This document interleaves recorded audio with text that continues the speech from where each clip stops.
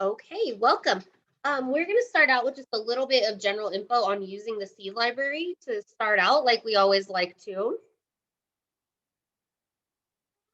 So the first step in using the seed library is, of course, to check out seeds. So there's a couple ways now that you can do that. Of course, the kind of old school way that we've always had is to go and physically check them out from the Rawlings Library.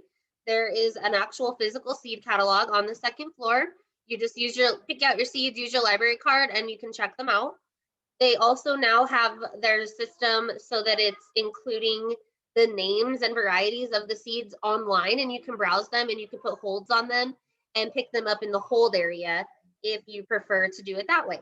So that's kind of the first way, is to actually check them out from the library. There's no due date or anything like that. We just hope that you return them to us, which I'll get to in just a moment. And our kind of new way that came out of the COVID pandemic is to request a seed kit to be picked up at one of our little seed libraries that we have around town. So there's a link that we will post in the chat here in just a minute.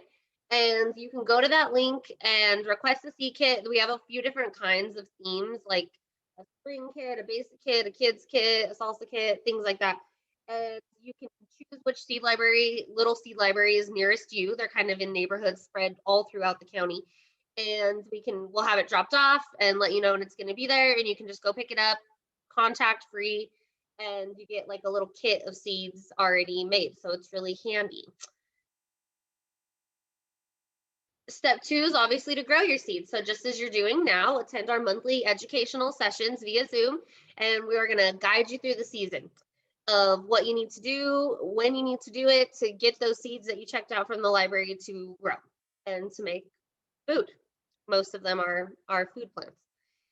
We also have master gardeners available on these sessions to answer any questions that may come up. So it's really valuable to attend live if possible. If not, we have a helpline and all kinds of ways that you can get help outside of these sessions for sure. And then step 3 is to return the seeds at the end of the season. So not the same exact seeds, obviously, because you planted those and grew them, but we do cover saving seed in our educational sessions. And that's what we want you to learn to do, is to save seed from the plants that you grew from the seeds from the seed library and return them to us.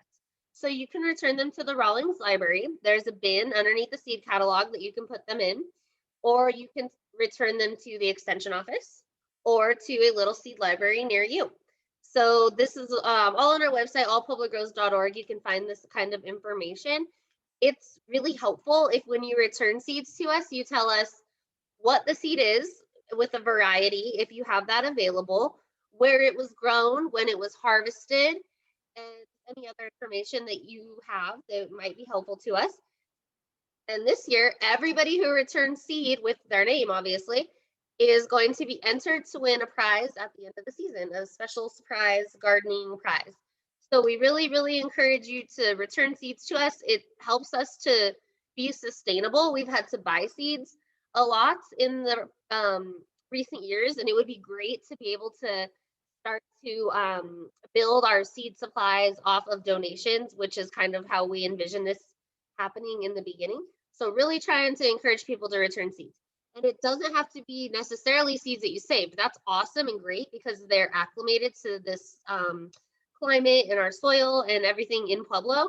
But also, if you know somebody or if you have extra seeds from, extra seed packets or anything like that, we'll take donations for sure. So just you can get a hold of us, let us know, drop by the extension office or the library or one of the little seed libraries that are listed on our website at allpublicgrows.org. And yeah, we just really appreciate any seed donations that anybody has. And yeah, good point. Christina typed in the chat if you have any leftovers from your seed kits. Do you have anything else to add, Christina? She's one of our main volunteers for the seed library. No, I think you covered it. I just got one of the prizes together. It's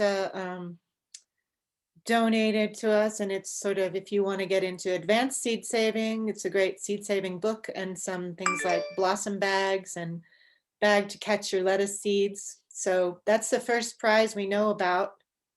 And there's going to be, Fox is going to donate something. So It's going to be cool stuff. Fantastic. So hopefully that will encourage folks to start returning seeds to us. That is awesome. Thank you.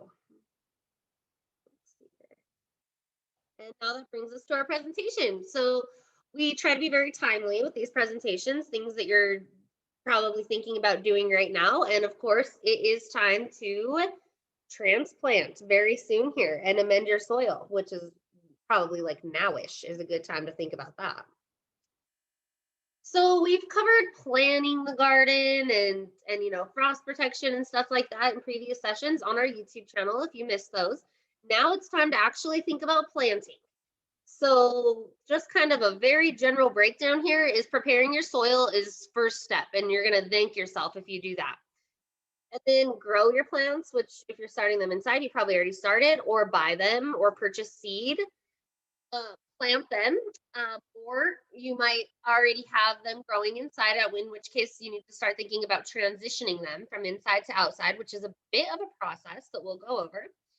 And then once they're planted, got to think about care. Mainly watering and fertilizing is what we're going to talk about. Those are kind of the big things to think about when it comes to caring for your plants after they've been transplanted outside in your garden.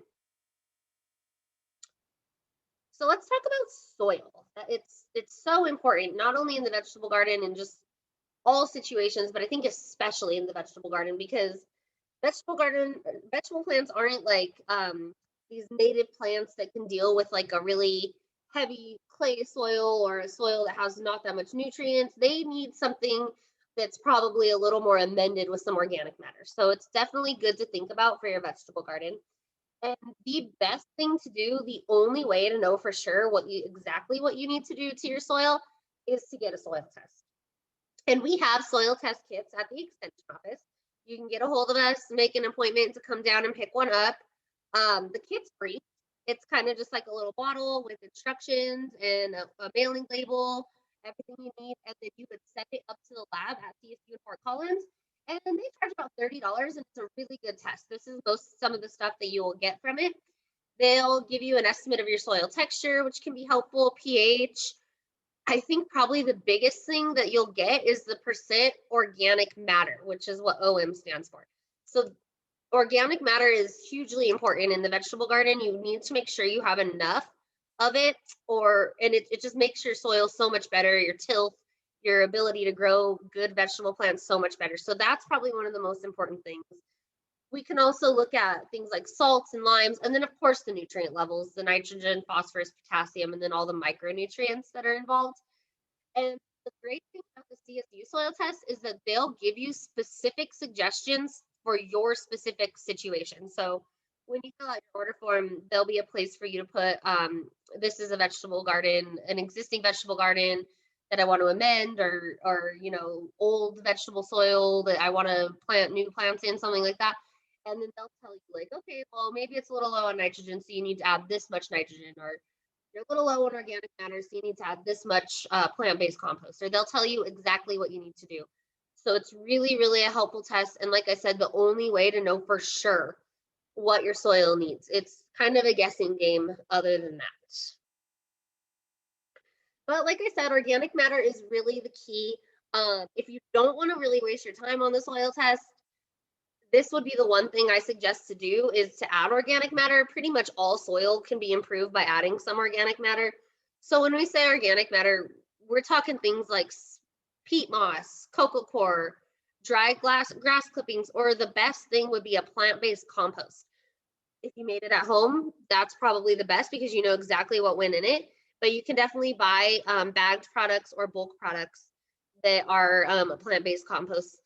You can use compost and manure. I would be more wary of that. They can be high in salts, and you need to make sure they're fully composted, or else you run the risk of spreading disease like things like E. coli. And when we're in a vegetable garden where we're going to be eating the plants, that's a little bit more of a big deal than if they were just ornamental plants.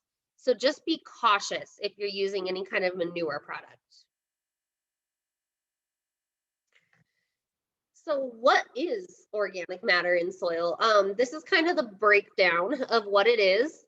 The big chunk, 50 to 80%, is called humus, which is kind of already decomposed and still very slowly decomposing, like that rich brown earthy smelling material that we are familiar with and that we love to see in our soil. About 20 to 45% of it is kind of more at the beginning stage of decomposing, and it's actively decomposing. About 10%, less than 10% of it is a dead material. So, like just dead sticks and minerals, little rocks and things like that, things that aren't living. And then we have, of course, living roots and organisms. Of course, there's soil organisms. That's a good thing. And those are about less than 5%. And this is like an ideal makeup of the organic matter in soil. And then here's the ideal makeup of the soil in general. So we want to have ideally 4 to 5% organic matter in our vegetable garden. So when you get that soil test, that's kind of the magic number that we're looking for. If you're in that 4 to 5%, that's the sweet spot for the vegetable garden. Air, sometimes we forget that we need air. So if we have a really heavy soil and there's not a lot of air for the plants, roots in there, that's not a good thing. We want to have about 25% pore space. So a nice fluffy soil with room for air to move around. And then 25% water. Of course, we know the plants need water, so we want that to be in there. And then the other 45% is what we talked about, like that dead material, the mineral material, things like that, which is kind of just makes up the main physical media of the soil.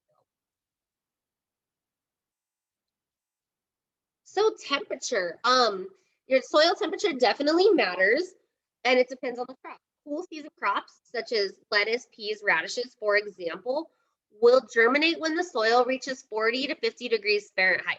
So you can plant them sooner than you would plant the warm season vegetables, which would be your peppers, tomatoes, squash, things like that. They need the soil to be at least like 70 degrees Fahrenheit to thrive. So those are just some general guidelines. You can definitely, do I have a, no. You can use like a meat thermometer even. They make soil thermometers to go ahead and see what your soil temperature actually is. And that's a really good way to know exactly for sure if your soil temperature is good enough for your plant of choice that you're planting. Of course, air temperature does matter too. If it's going to freeze, get down to 32 degrees, you can't have your warm season vegetables out. But the soil temperature matters a lot too, especially when we're talking about germination and things like that. So that was kind of a brief breakdown on soil. And now that we have prepared our soil, let me actually go ahead and check the chat real quick. Oh, that is so helpful. Christina measured her soil temperature this morning and it was 40 degrees. So we are just getting to the point where we can plant cool season crops. And I was not sure in her raised beds. Perfect. Thank you for clarifying that. I wasn't sure really what it would be. I have not even attempted to think about planting anything. So definitely not time for warm season crops yet, but you can start thinking about getting those cool season crops in the ground. Thank you, Christina. So now that your soil is prepared, now it would be time to plant, theoretically. So work your soil, add your amendments that you figured out from your soil test or just your organic matter. Of course, wait until your soil temperature is correct. If you're using seed packets, like commercial seed packets, they should say on them what you want your soil temperature to be. Also something you can like get a hold of the Master Gardener helpline for if you need help with that. If you're planting seeds outdoors, you definitely want to keep your soil moist until you start to see them sprout and germinate, which can be difficult sometimes. It's been pretty cool and moist out lately, but once it starts to get like hot and we don't see as many rains, you're probably, and you still have seeds that haven't sprouted, you're gonna have to get out there and keep that soil bed moist until you see them pop. Once they sprout, you can thin them. So odds are you planted probably a few seeds in a hole just in case. And if I'll say you planted 3 seeds and all of the seedlings come up, once they start to really take and you know that they're going to survive, you can thin those down once they come up. So that's just kind of generally starting from seed outdoors. Let's say that you are either purchasing seedlings or you started your seeds indoors. Then you're going to transplant those plants outdoors when the time comes. So once they germinate, a lot of people use like a heat map to get their seeds to germinate. Once they germinate and they sprout, you can reduce the temperature and go ahead and remove that. If you have them indoors still, a good bright light keeps the seedlings from stretching and getting too leggy. It's good to let the soil dry out a little bit more than you would when they hadn't sprouted yet, when you were trying to get them to germinate. But you don't want to let it dry out too much where they're completely dry and they're starting to wilt. And once they have two true leaves, so the first two leaves that come out are the cotyledons, those aren't true leaves. And then any leaves that sprout after that, we consider true leaves. They're actually capable of doing photosynthesis. Once you have your first two true leaves, you can start fertilizing if you want to with a 15-30-15 is good. And when they're little, half strength is fine. So the 15-30-15 is the nitrogen, phosphorus, potassium ratio. This is listed on the bag for fertilizers. So you can just look and see if it's something around there that'll work. Some kind of all-purpose vegetable fertilizer would be fine. And we do have a presentation on our YouTube channel for starting seeds indoors if you need to learn a little bit more about, the light and the temperature and things like that. That's available. So probably one of the most important things is transitioning those seedlings outside into your garden, and AKA hardening them off. That's really, really important. So once you have seedlings that are about 6 to 8 weeks old and they have 4 true leaves, and of course the timing is right, you can start thinking about transitioning those into your outdoor garden. But you can't just go from 100% indoors to living outside right away. You have to do a bit of a process, which is that hardening off process. So to start off the process, you want to set those plants outside, maybe in the shade for the first day or two, protected from wind at first, for sure, and start with a couple hours. A couple hours in the shade the first day. Gradually, every day, you're going to increase the time they spend outdoors and increase the amount of sunlight that they're exposed to. And if you do that for about a couple of weeks, that they should be prepared to actually live outside. So at the end of those couple of weeks, they're spending, the whole day outside in the sun and they're doing well. That's when they're ready to get planted in the garden. For the warm season crops, you also need to wait for the last frost, which can be a bit of a guessing game because the weather is kind of crazy in the spring. But generally speaking, in Pueblo, we are waiting until about mid-May just to be very safe. If you want to get an earlier start and kind of gamble it a little bit, there are things that you can do to protect them if we do end up getting the late frost. And again, we have a video on that on our YouTube channel. So check that out if you want those details. After you get the plants planted, you want to definitely water them really well and you should be good to go. Of course, things like tomatoes eventually might need a cage. Cucumbers and things like that eventually might need a trellis. So watch things like that. But as far as getting them transitioned, once you harden them off and the weather is right, you're good to go. So once you get them in, a couple things on just general care. Watering. You should always water by need, not on a schedule. Now, once you've kind of figured out your plant's needs and your soil, how it behaves, you can kind of start to develop a bit of a schedule because you have a hang of when you need to water. But at first, you're going to want to get out there and check. Stick your finger down in the soil, see if it is still wet. You don't need to water. If it's starting to get dry, then that's when you need to water, obviously. On average, generally speaking, vegetable gardens need about a 1/4 inch of water per day. And that doesn't have to be a daily watering. You can split that up into, let's say you only want to water every 2 days, then you do a 1/2 inch every 2 days. And you want to avoid big wet dry cycles. You want to be pretty consistent and try to not let them ever dry out too much. Also, being inconsistent encourages some diseases like blossom end rot in tomatoes. So you want to get to know your garden, get to know how it's drying out, and then watch the weather, of course, because, if it's 90 degrees at 9 a.m., obviously you're going to need to probably water that day for sure, if even earlier. So just kind of try to get a feel for your specific situation. And like I said, when we have those mid-season super hot streaks, you're obviously going to need to water more often. If it's super windy outside, you're going to need to water more often. So watch things like that. There are environmental factors that will play in. Water less early in the season when it's cooler out, if it's humid or raining, obviously, or if it's cloudy, because we're not going to have as much evaporation. Soaker hoses, drip systems are super fantastic to use in a vegetable garden. A lot of vegetable plants don't like to have wet leaves. They don't like overhead watering. So these are fantastic. For the soaker hoses, you need a pretty level ground. If you have a raised bed, it's usually pretty level. You can either place it on the soil surface, and it's good to bury it under mulch. If not, maybe put it under the soil surface a little bit, just because the sun can break down those soaker hoses. Depending on the brand that you have, you're going to want to run it anywhere from 15 to 60 minutes. And that's another thing you're just going to have to kind of see how your soaker hose works in your soil and play with it a little bit before you know exactly how long to run it. And you want to keep the pressure kind of low. These definitely don't need it. It should say on whichever one that you got the ideal pressure in PSI. And so you want to follow that, and or else you could just blow it out, and especially with the drip system, blow off your emitters if you're going with something like that. So watch the pressure. And mulch is a great way to reduce the amount that you need to irrigate. It stabilizes the soil moisture, it stabilizes your soil temperature, it controls weeds especially if you have an in-ground garden, not in a raised bed.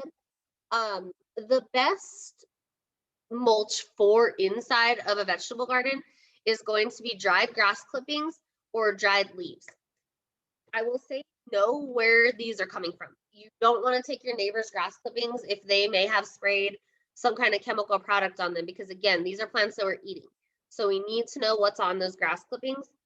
And another thing I would caution you is not to put a ton of wet clippings in at one time, because they'll tend to mat and they can get stinky and just become this like just mat that's just too thick for even to get moisture in or anything. So lay a small layer, let it dry, lay a small layer, let it dry. That's a better way to go with grass clippings. Definitely bark mulch is great to use like in between your beds as a walkway, but you don't want to put bark mulch in the vegetable garden, because those big chunks of wood will naturally start to decompose, and that pulls nitrogen out of the soil, and that's nitrogen that your plants need. So you don't want to put bark mulch in the vegetable garden as a mulch. Let's talk about a few ways to garden. A lot of people are like, oh, I don't have the space, or I can't build a raised bed. Well, there's so many options, so let's look at them. Let's talk about raised beds a little bit. You can build them, of course. You can use untreated lumber, blocks. I have these big metal stock tanks that I use as my raised beds. They work fantastic. They warm up pretty early in the season since they're metal. Accessibility. If you have a hard time bending over, maybe you want high beds. If you have kids, maybe consider the accessibility of the kids getting into the beds. Consider the fill, the soil that you're using. Do you want to get a soil test on it? Are you going to buy, garden soil from a company? Consider their reputability, especially, those bulk places where you can buy like truckloads. The depth of the soil, you want to make sure it's deep enough, and you also want to make sure that you're kind of digging in your garden soil, your fill soil, with your native soil underneath, so that you don't get a water table where the water is just going to come right out of the sides of your raised beds. So consider that. Drainage.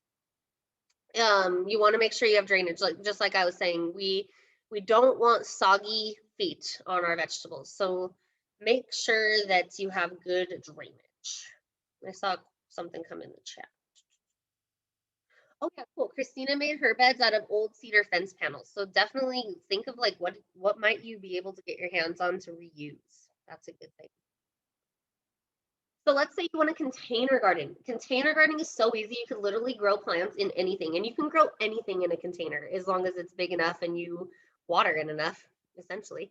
So use your imagination. Anything that can hold soil and you can plan for drainage, you can totally grow a plant in. Again, you want it to be large enough so that the plants have enough room for their roots to grow, and that, so they're not drying out between too often. Drainage is critical. I'll just stress that one more time. The mature size of the plant dictates the size of the pot. And if you Google CSU extension container gardening, we have some good publications that will tell you, okay, for like tomatoes and peppers, you might need a 5-gallon pot. Lettuces, you can use a 1-gallon pot. Things like that, kind of just some guides. Heavy enough to stay in place, especially if you live like in Pueblo West, it's really windy and open, pots could blow over. So make sure that you kind of plan for that. And if you need to move them, you can use dollies or, recruit a teenager or something like that to help you out. If you're not sure what was in the container before, maybe don't use it for food production, especially if it was possibly something toxic. So just be aware of that.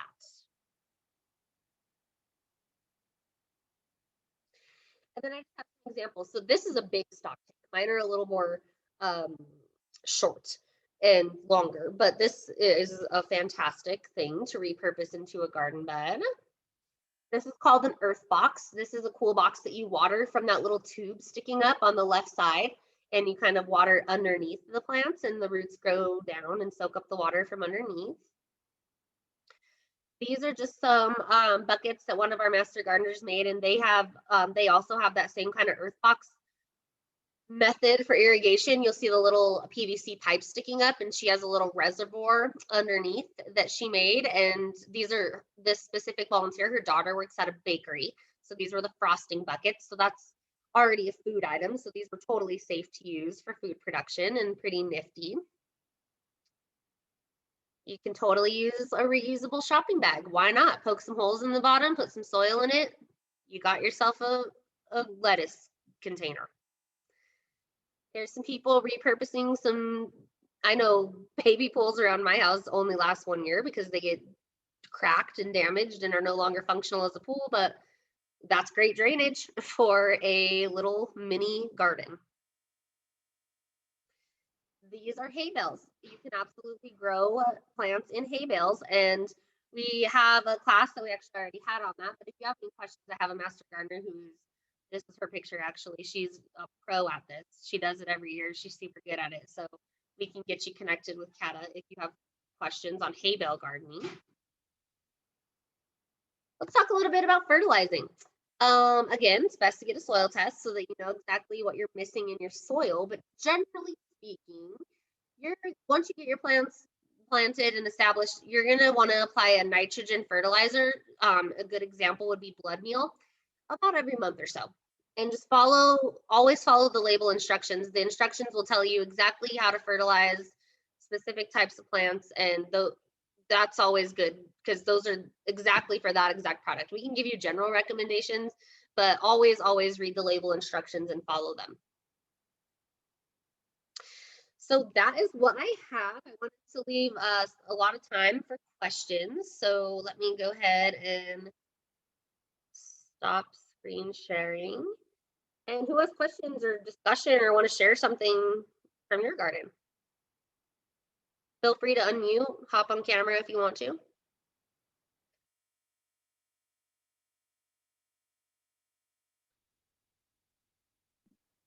Hey, I have a sort of announcement. Okay. If you have not started plant starts indoors and you regret it, I am finding out there's a group called We Are Farmily, not family, but Farmily, and they have a program where you can get free starts. So you can Google them and make sure you don't get spell check corrected to family, and sign up on their registration and find out about how you can get some free starts. Awesome. That's great. Thank you, Christina. Sometimes the season sneaks up on you and you're like, oh, I should have done that. So that's nice. While you are thinking about a question or a thing you'd like to share, I will just do a little quick plug for the Master Gardener plant sale, which is coming up on May 8th. So we're going to be real close to planting time when that comes around. And it is going to be at the State Fairgrounds in the Ag Palace this year. from 9 a.m. to 2 p.m.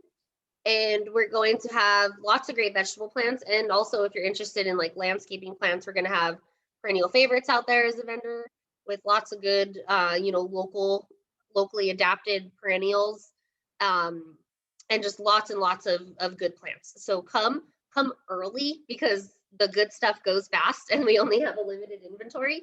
So Saturday, May 8th at the State Fairgrounds Ag Palace, 9 a.m. It's the place to be. Hey, how about you tell everyone what we were talking about how to start your tomatoes early? Yeah, sure. So Christina and I were discussing, a lot of people want to get a head start and you're just anxious. You want to get that first tomato on the block. So Well, also the problem we had last year with it got hot so fast that tomato flowers were not setting fruit. So yep, that's a good starting point. early is a great idea. Absolutely. So if it's like over 90 degrees, tomato plants become sterile and they might drop their buds and stuff like that. So yeah, there's a lot of reasons to want to start early, but Christina and I were talking about some methods to do that. And one thing we were talking about was to use black plastic they make like a plastic mulch that you can put over your soil. And of course, that's going to attract a lot of heat in the middle of the day, and that will warm your soil faster. And then you can kind of like make holes in it and plant and keep the soil around those plants warm, even if it's a little bit early. Is that kind of how you did it, Christina, in your raised beds? Oh, you're on mute. I'm muted. I've never done it before, so I'm about to do it. Oh, okay. I thought you had Yeah. done it. Cool. Yeah. Okay, so stay tuned. Derek's done it a lot, and he uses the wall of water Mhm. thingies. So yeah, I'm not sure what I'm gonna do yet, but And walls of water are great. That's a product that you can just purchase, and it's like a little wall that you put around your tomato plants or whatever that you planted in case it gets a little bit cold and they're a warm season plant. And you fill it with water, and then it kind of just keeps that plant protected from frost. If it gets to be too cold, then that plant might prefer. And it has to be totally covered, and you don't want it touching the plastic. So it's best to use on a small plant. So they're really good to use in the spring rather than at the end of the season when it's cold. yeah, Derek also gave me advice that you can put your what do you call it, that sorry, I need more coffee. Like the cloth that protects, you can put over, you can buy and make those hoop. Yeah, like shade cloth or something like that. I forget what it's called, but you basically could use a sheet, but they have special material for that. But he said you can do that, make a little tent over your plant, and then put in a milk jug, an old milk jug with water in it, and it'll do the same thing where the water collects the heat during the day and then gives it off at night. Absolutely. Lots of good ideas for getting an early start, which is always fun. Anybody else have anything that you'd like to talk about?